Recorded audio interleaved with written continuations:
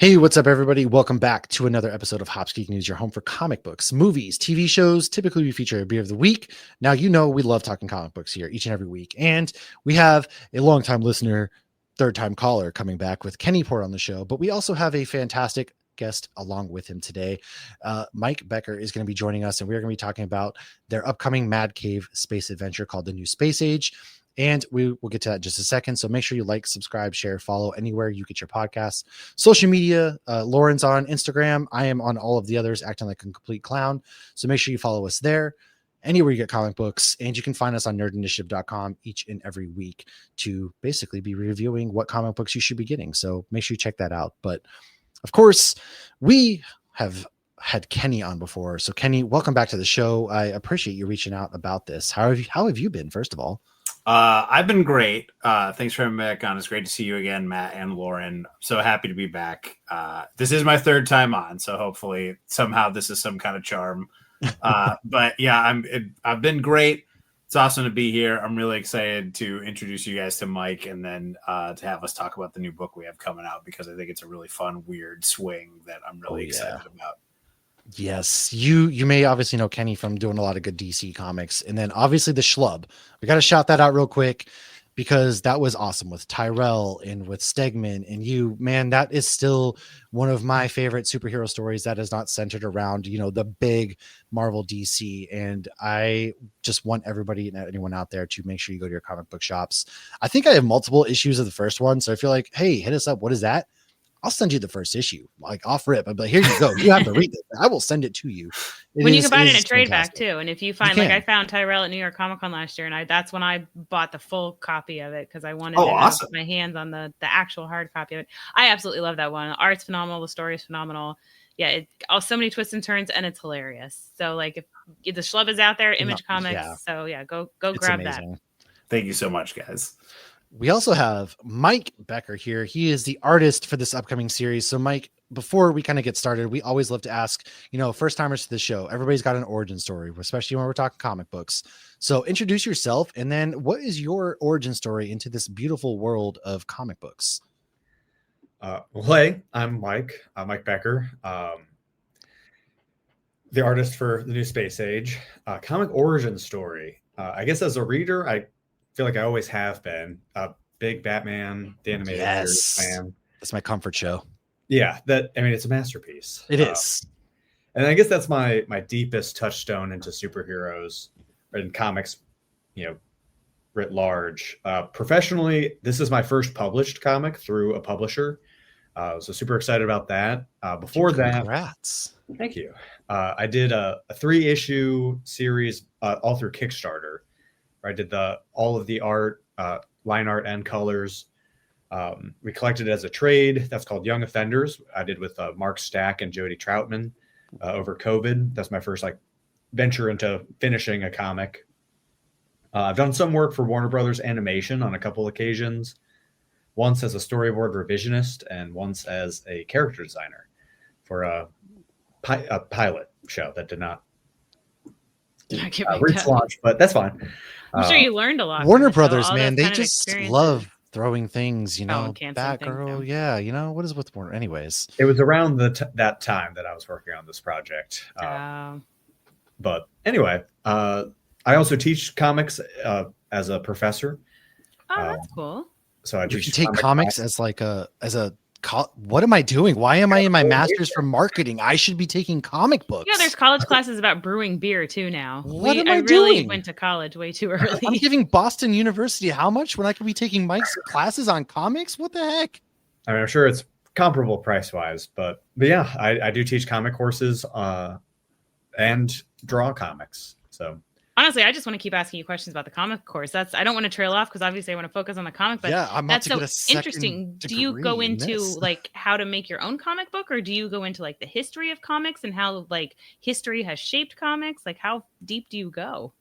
It depends on the course. One of the ones I'm teaching now is all about traditional media first and foremost. And that I have kind of structured around 4 projects, a cover design, a 3-page comic focusing on spot blacks and ink. Then another 3 pages focused on mark making and hatching. And those I theme around like spooky and fear. They're kind of similar ideas, but spooky, especially just to force people to put ink down on the paper, like putting down, as an artist, nothing is more intimidating than a blank piece of paper.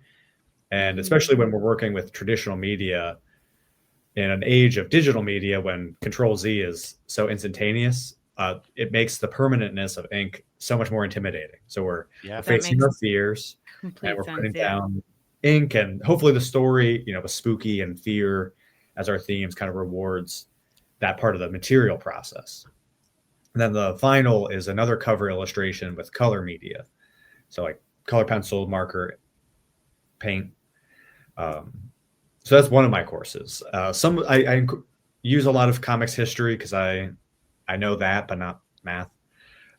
Listen, math? I could tell you also comic and sports history, and my wife is like, but you can't even do basic math. And I'm like, it's a gift. I don't tell you.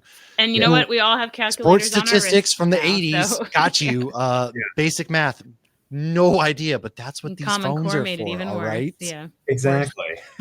I say God doesn't always give with both hands, Exactly. Or kind of like we're video game characters with like 100 points to distribute between skills. Oh yeah, you gotta spend wisely. Draw and know things about Batman and division. Can't have it That's all. Somebody else's job. Yes.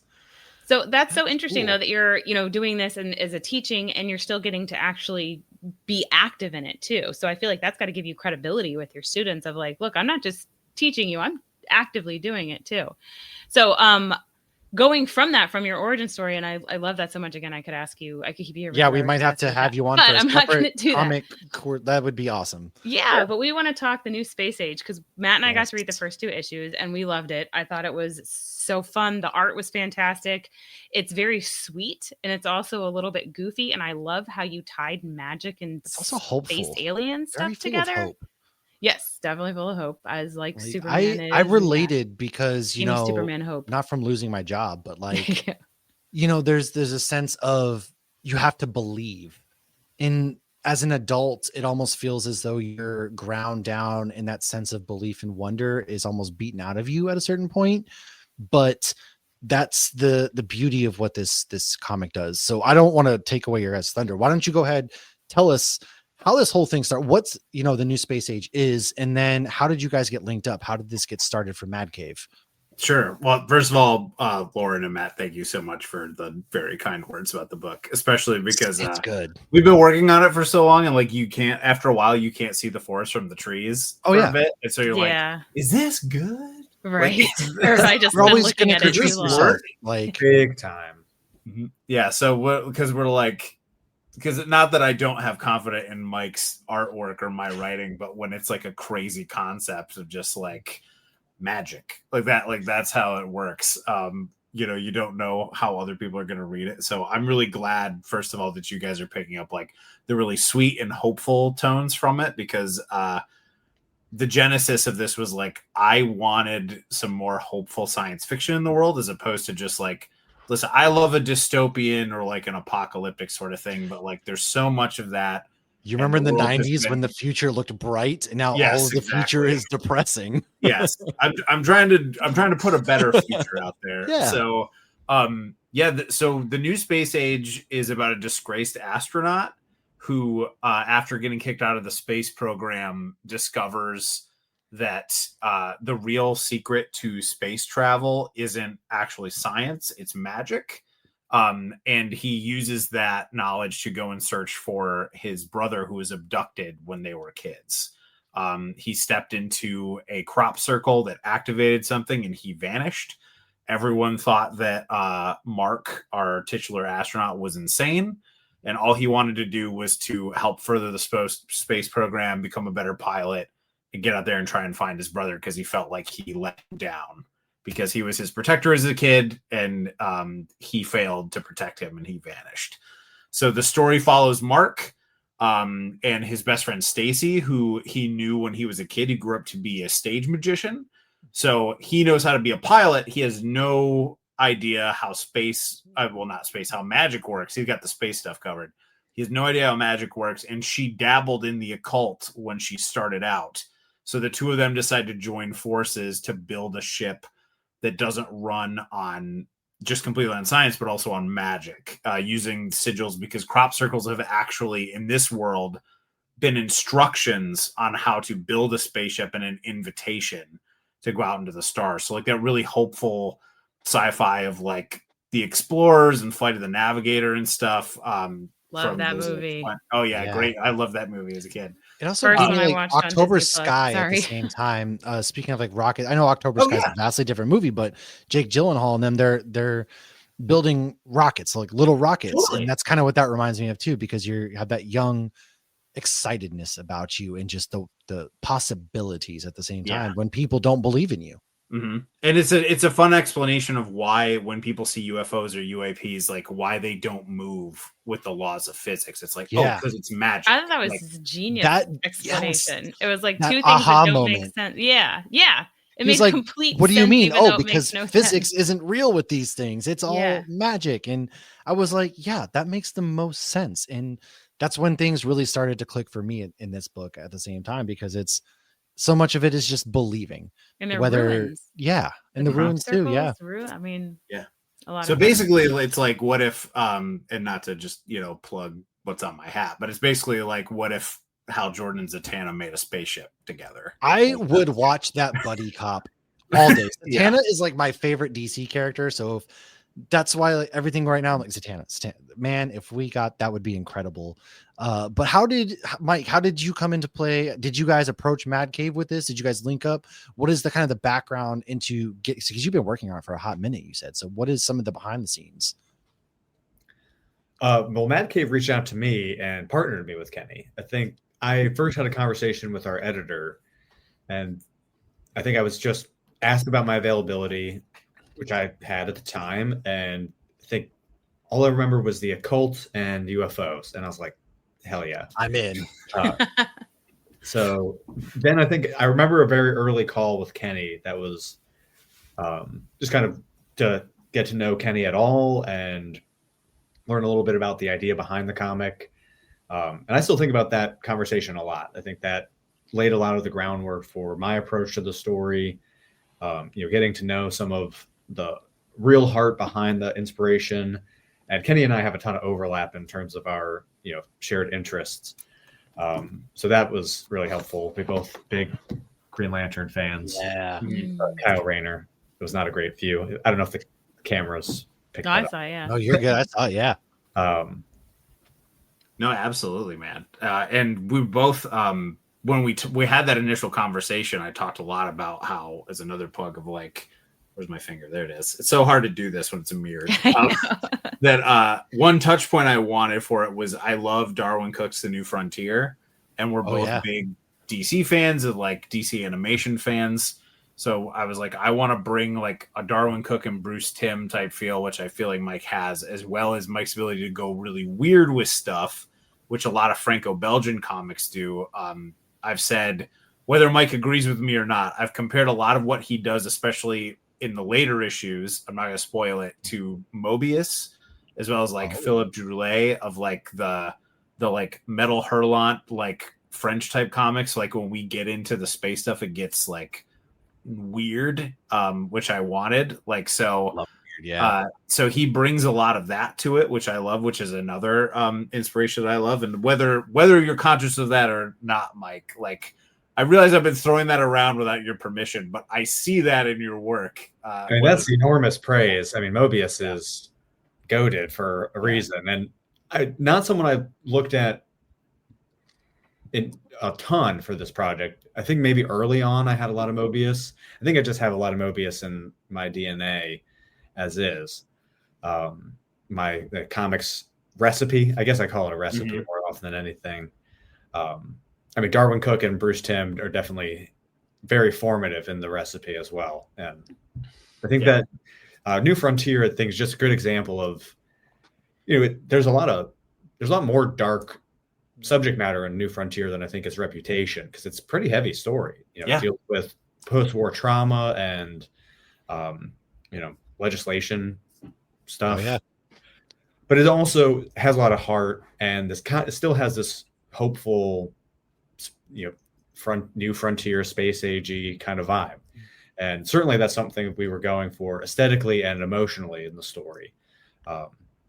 We've kind of mentioned belief, and belief is really the heart of what powers the magic in the story. And I think to kind of piggyback off of what Kenny said about imagining this better future, and I think now especially we have to imagine something beyond this, and that we have a future at all, I think is now. Yeah, I think that is perfect. I think this is kind of the right time for a story like this to kind of put that bit of hope, like you said, and even through, the coloring and the artwork. And I know you talked about like Bruce Timm as some inspirations. You can kind of see it too in the character designs.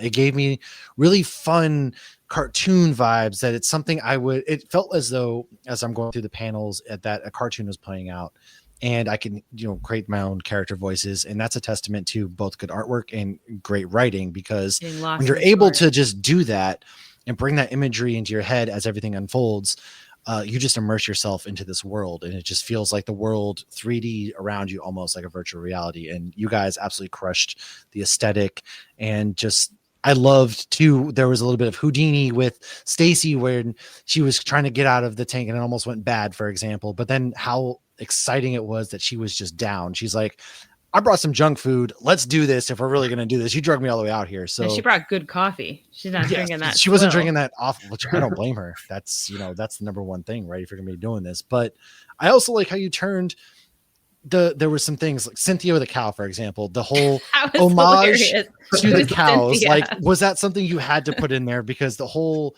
crop circles, cows getting abducted by aliens, was that a major thing that played into that point for you guys? Oh, yeah, that was when I was just kind of like writing down stuff that I wanted to have in the first issue. I was like, definitely, if we're going to play with UFOs, I need to play with cows. And then the name Cynthia is a reference to my buddy in high school had a 1973 like Pontiac Catalina, like a green one that was like huge. It was like a boat. And the dash was so big that he had a tiny cow statue on the dashboard that had like, it was a realistic looking cow with like grass and stuff that matched the color in the car. And I don't remember where its name came from, but its name became Cynthia. So the cow, that's a reference to my buddy's car.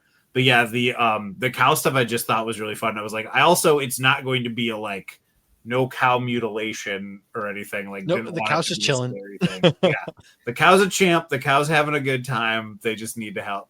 There's a situation the cow gets itself into in the first issue that they have to solve that leads to some of the discoveries. But yeah, that was definitely on the list in terms of just like really fun visuals and playing with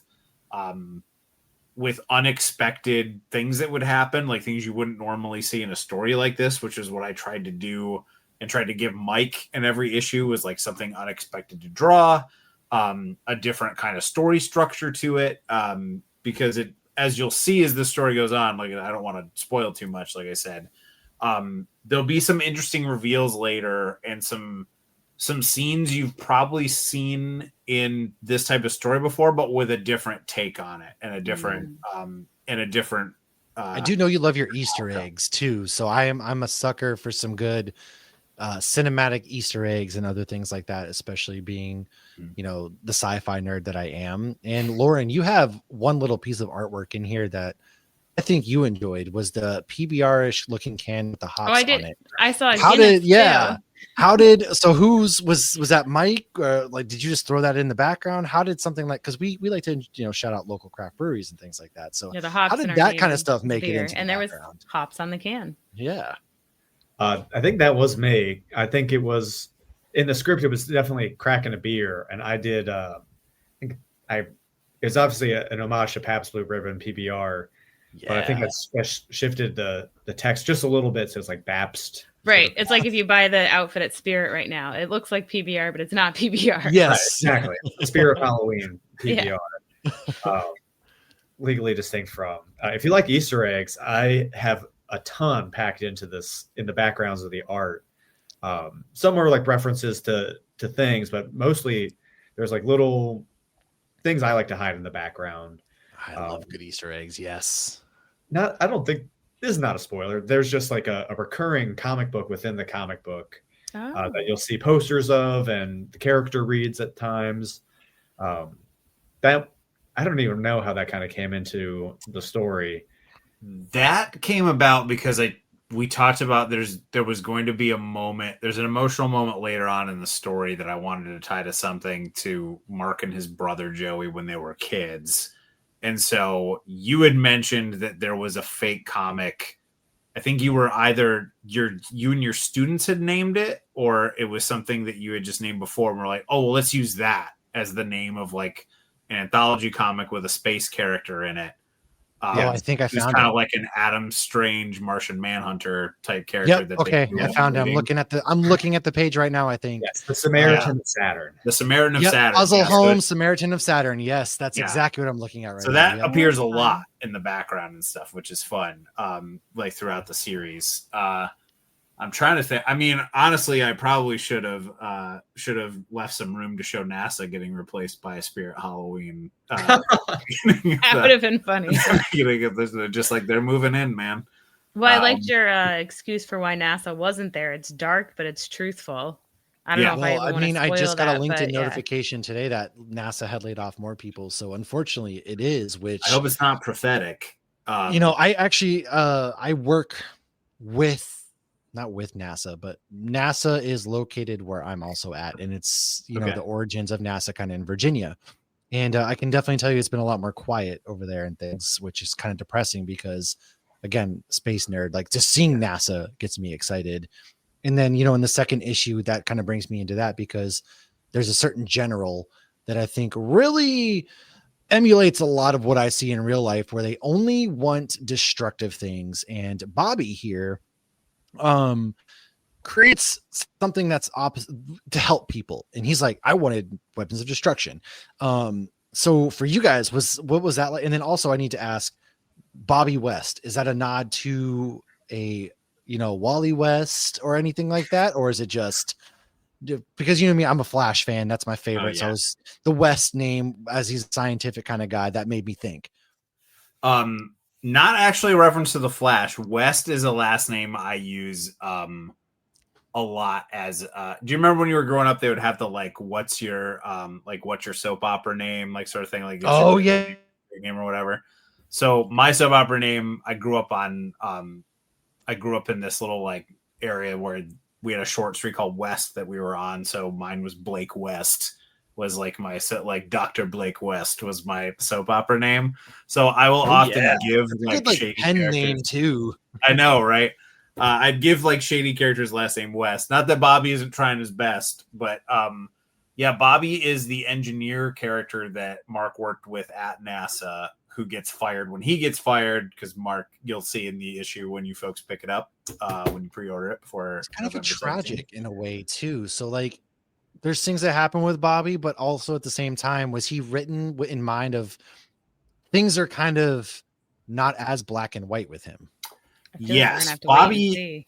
Oh yeah, Bobby's. You muted yourself. Sorry, no, that's me. I had my son grab my laptop charger real quick, so I usually if I'm covering my face, I'm yelling at my children.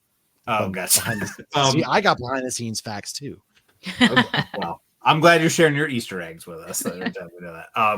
But Bobby was always designed to be the guy who's stuck in the middle between the hopeful stuff and then the way things are, of he's hoping he can change things with the way the system is, whereas Mark and Stacy are burn it down, start over, let's do something. I love that so much. They need him, which you'll find out in the story later, that they've got the piloting and the magic stuff down, but they still have to build a ship. So they still need a third guy, which they bring him in for. But he and the general, who you'll see a whole different sort of thing unravel with that, are on the 3 scenes, and I hate his guts. Yeah, he's got some good. I gave him some good scenery chewing dialogue. With some later stuff that I'm really proud of. You'll see stuff unfold with them, but Bobby is kind of the third pillar that they end up bringing in because they're able to figure out the first couple of parts, but still need to build a ship in order to get up into the stars. I like that dynamic because Bobby wasn't initially down either, without spoiling too much. And so you create this triumvirate almost. So Stacy is the magic portion, and then you have Mark, who is the believer. We got to find Joey. We got to find Joey. I cannot wait to see how all this unfolds, especially with the cliffhanger that we kind of get at the end of issue 2. So, what can you tease without spoiling? As far as like, first of all, how many issues? Do you guys have a set amount of issues? Oh yeah, the series is 5 issues. I'm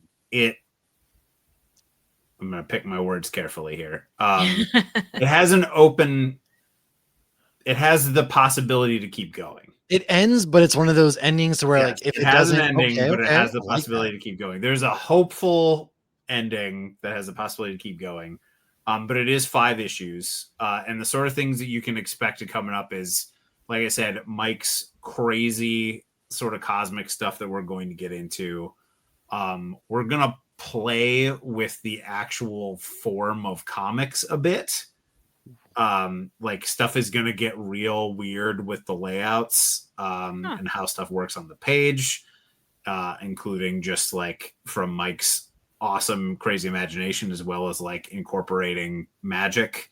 So it's going to get really like Grant Morrison up in this bitch, so to speak. Like it's going to get really weird.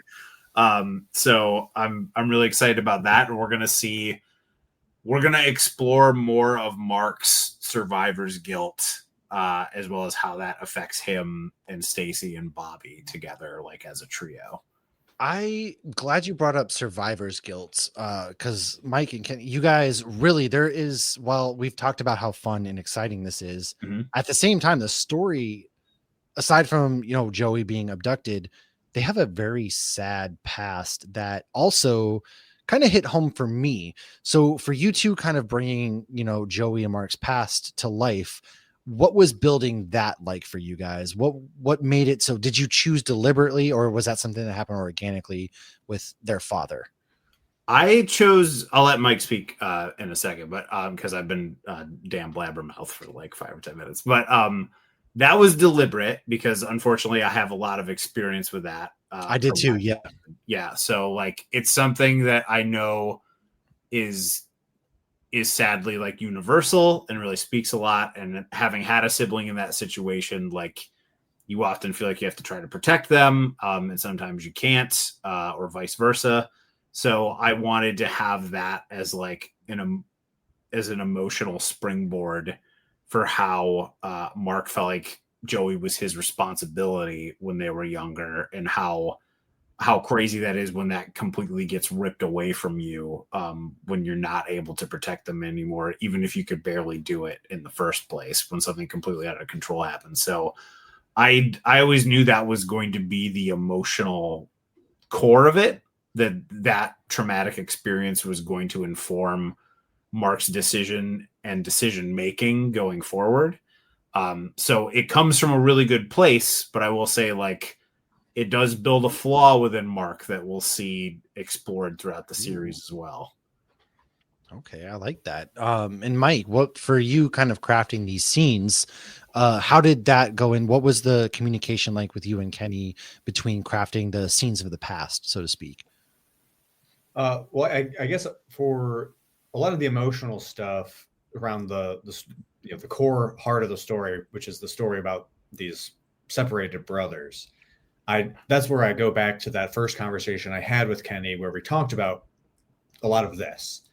And that, I think, really gave me a lot of the fuel to bring to the table to kind of honor what Kenny's story was and what he was trying to capture with this larger, narrative and kind of the metaphor of,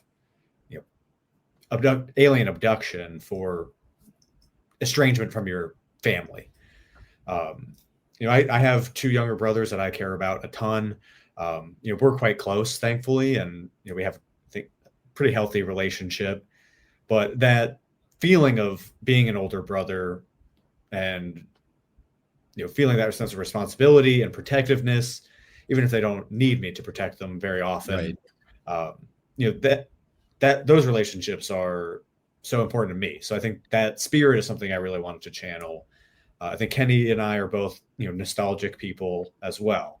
And I think a lot of the scenes where we are flashing back, in my imagination, think of them not necessarily as literal scenes, but almost as memories, where they're a little bit more warped by perspective, so that they have more of the sensation of, even if they're depicting literal events from the past, they have that sensation of, either good, happy memories where they're hanging out at the treehouse, or darker. I love the treehouse, the way you drew that, by the way. Like it's the panel where it's almost sunset too, and that was magnificent. It was so gorgeous. That page in particular, I am quite fond of, because it really just like happened. I draw almost anything that you've seen, I've drawn like 2 or 3 times before we're at the final inks. Whether that's like the pencils to the inking stage or just sketches that I do in my sketchbooks. But that page, I remember I did a very small sketch, but it just like happened. And it's a rare moment when it's just that easy and magical, especially for something which is like trees or tree houses. So that page, I know exactly which one you're talking about. Yeah. And that is kind of also what I really mean with like kind of that spirit of this memory of like just me and my brother hanging out at the treehouse, at sunset. And I think that's what I was trying to channel a lot with their memories. I would say you captured it. Yeah, that's the one that stood out to me. If I were to show anybody a page from this comic personally, I'd be like, here you go. This kind of captures the spirit. It's that bubbly, hopeful feeling. You got the sunset, the way the tree is big and a focal point, but it's also not the focal point at the same time, because there's just so much happening and so much telling through art. And it really did background details too on every page. And I'm the oldest in mine, so I, with you guys 100%, can get where you're coming from. Whereas I know Lauren's not the oldest, so I'm the oldest.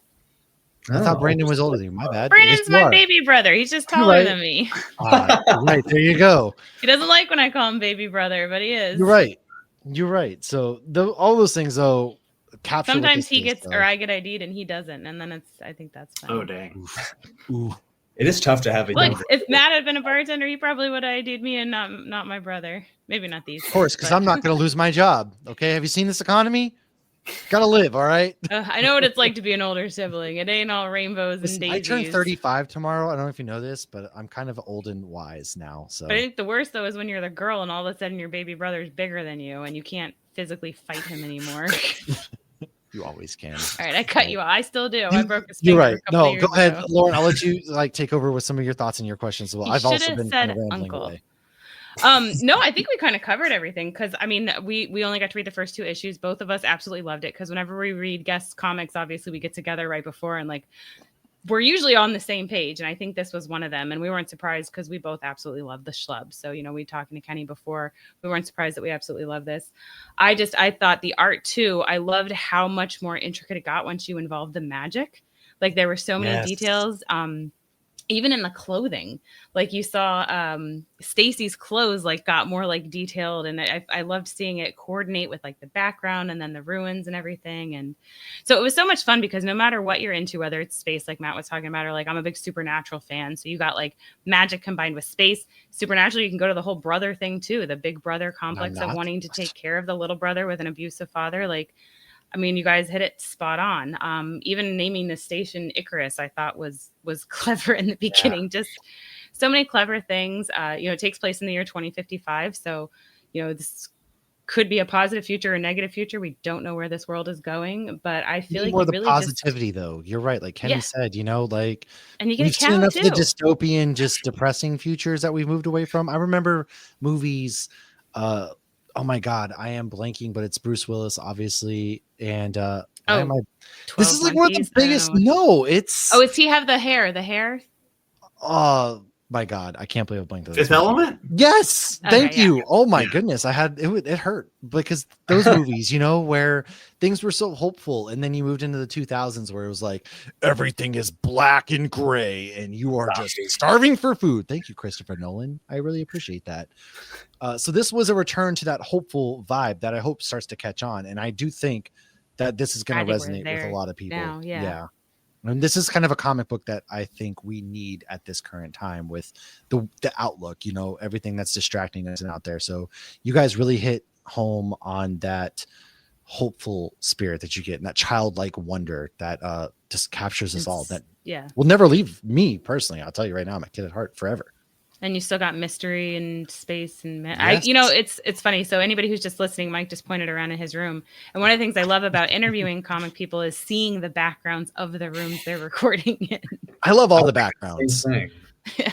Like I just spent, Saturday, I took all day and built a Lego set that was 2,000 pieces. And I got told the other day by my boss, who's 36 years old. He's a year older than me. He was like, you're really a kid in an adult's body. And I was like, I would have thought we were years apart, just the way we carry ourselves. But I'm like, yeah, you still got to have fun. And that's why I love getting to talk to people like Kenny and Mike, because we are all capturing that. And, it's pushing it on to the next generation who's getting into comics. My 9-year-old, for example, will bring his friends over and they will pick through my comic books. And that's what I want. And this is definitely a book that I would be like, there's times my son and I will talk comics. He loves talking comics. He'll be like, hey, when can we review this comic? So this will probably be one, again, that we sit down and read together and get to review, because this is what he loves, all of that stuff. Yeah, I got to get my son away from Dogman. It's the only one he's wanting to read. Well, they FaceTime together all the time, so maybe our kids will eventually start reading comics. I named him Logan. Like, come on, kid.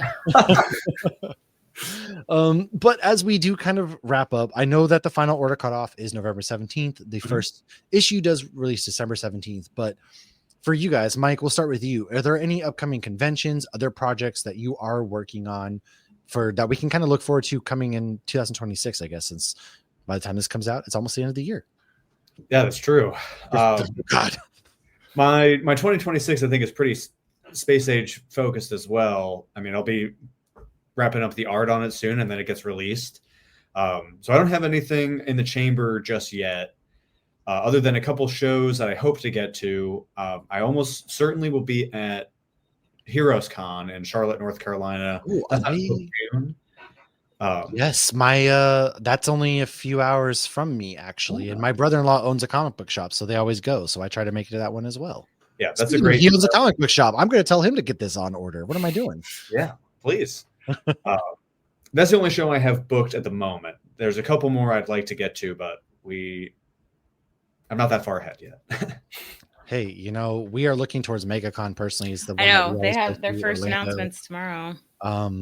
Gosh, aside from that, there's like 60 conventions in March. But Kenny, how about you? What do you have? I know you got some comic books coming down the pipe, especially with Tyrell, and in particular, one that I cannot also wait for. But what do you have coming down? Yeah, well, since you teed me up for that one, I will say Tyrell and I just had announced through Entertainment Weekly our new book through the IDW Dark line, which is called Operation Iron Coffin, which is a World War II story about the British dropping Dracula like a bomb on the Nazis. And his surprisingly emotional journey of why he's doing it and why he's going all Wolfenstein on them. So everybody knows that the British didn't drop Dracula on I don't know. Nazis in World War II. But what this book presupposes is maybe they did. So that one's going to be really fun. Form your own opinion after you read it. Telling me Berlin just got messed up like that, I don't know. Yeah. So if I had to like sell the vibe of it, it's very like Castlevania and Metal Gear, like kind of mixed in terms of like how he progresses through the train, the obstacles he'll hit. So we'll see more of that soon. IDW Art has like a lot of good stuff too. Yeah, I cannot wait to see how you guys are hopping on that train. Yeah, excellent. Writing it's really fun because I'm just kind of letting him. He likes to work kind of Marvel style, so I'm just letting like the fight scenes and stuff or the action. I'm just letting him go, and then I'm handling the paneling for the other stuff. So I'm very excited about that. That got announced. I wrote the annual for Teenage Mutant Ninja Turtles this year. So that'll be out, I think, in a couple weeks. I think the Turtles are having a huge comeback this year, too. I know. So yeah, I know that the issue right afterwards, 13 got big orders. And then ours did really well too. So I did that with Michael Shelfer.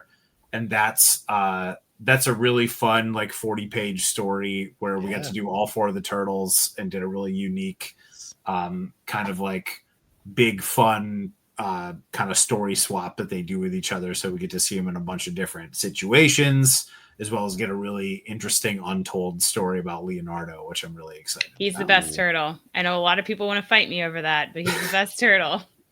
He's really fun to write. Divisive take. So I'm really excited about that. And then I have some other stuff that has not been announced yet that I'm sure will be that I'm hard at work at, and I will share as soon as I can. Do you have any conventions that you've booked yet that people can look forward to seeing? The only one I have left for this year is there's a little show in Grand Rapids where I'm based called Grand Rapids Comic-Con in November, so I'll be there.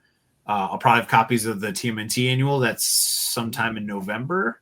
I'll have that, the Schlub, DC Mech, Superboy, all that stuff.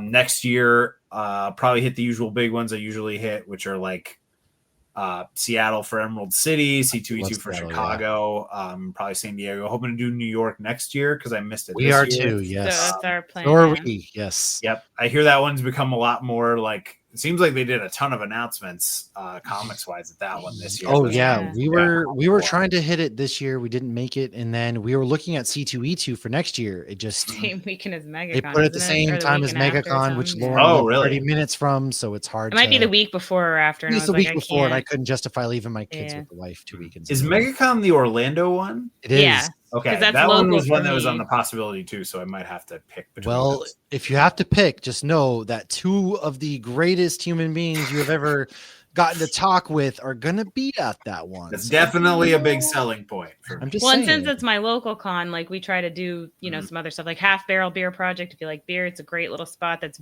like right 0.3 miles from the convention center.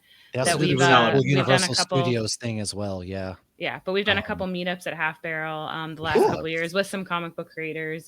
Stephanie Phillips and Brian Azzarello, we got with them last year, and then the year before was with Jackson. Because she's into beer, so it was nice to get. Yeah, we're trying to get like this year a kind of a big meetup for like comic creators. But they haven't announced. That's our goal, but they haven't announced anybody yet. So yep.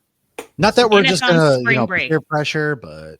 I don't know why it's on spring break, but that I think is Mike. I think you need to get to that one as well, and it is a great con. I did remember I'm going to be at a con in a couple weeks here I live in Savannah, Georgia. Oh, okay. So you're right near. See, you're not far from me. There you go. So Savannah Pooler Indie Comics Expo, or SPICE for short. It's a newer show. It's kind of on the smaller side. I think it's just Friday night. This coming. Pumpkin Spice, we're calling it. And in the spring, I think we could have another kind of larger 2-day show with the same organizer. Okay. So that's local here in Georgia, but I might try to get to C2E2 because I really want to go to Chicago. I know. I love Chicago, yeah. But I'll keep MegaCon in mind too, because that might be a little closer to me. Yeah, I was going to say, it's not a far drive at all. Not a far drive, and you've got Savannah on our way up places. Couple people like local. I'm not local, but Lauren's local, and show you the sights, if you will. But the sites. Here's Disney World. Here's the beach. Right. Well, no, we do a lot more than just there's Disney and the beach. I mean, there's a lot of fantastic furries, a lot of good like food, cool stuff. So, aside from that, though, what is as we finally? I know I said before it's like a Midwestern goodbye, but what is your 1 sentence, 2 sentence pitch for this comic book? If you had to give one to get people into the shop to pick this up. Sure. Mine would be an astronaut, a magician, and an engineer tackle space and win is mine. Yes. That sounded like the beginning of a joke. I thought they were going to walk into a bar. I was walking to a bar. Yeah. Oh, that was really good. Really catchy. We've got I'll do it like Stefan from SNL. We've got everything. This comic has UFOs. It has cows.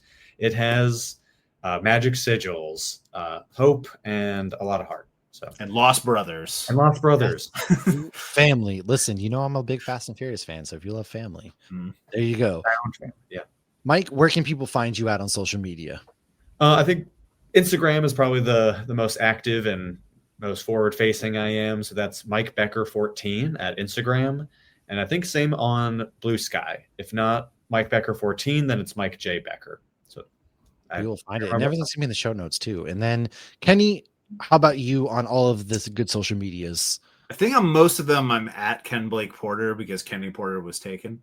So that's most of them. Also, they're all linked on portercomics.com where all that stuff is. And I have a link out there too for portercomics.com in the new space age that makes it super easy to pre-order, like has the comic shop locator on there so you can find your local shop. Yes.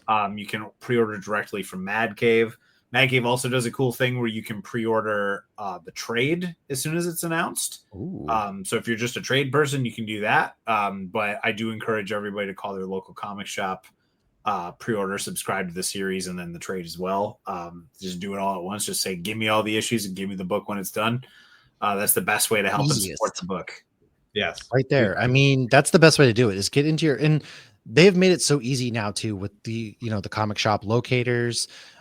Anytime I'm going to a new city, it's way too easy to buy comics. Well, they have. Anytime I'm going to a new place, the first thing I do is comic shops in X location, or I do go to the comic book shop locator and I look up where we're going, because I love to hit up. It's fun to hit up local ones. What they have. Yeah.